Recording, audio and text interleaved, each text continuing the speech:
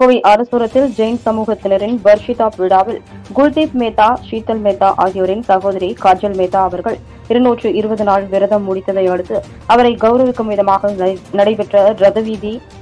ஊர்வலத்தில் திமுக மாநில தலைமை செயற்குழு உறுப்பினர் ஏர்போர்ட் ராஜேந்தர் கலந்து கொண்டு வாழ்த்தினார். உடன் ரிதேஷ் ஜெயின்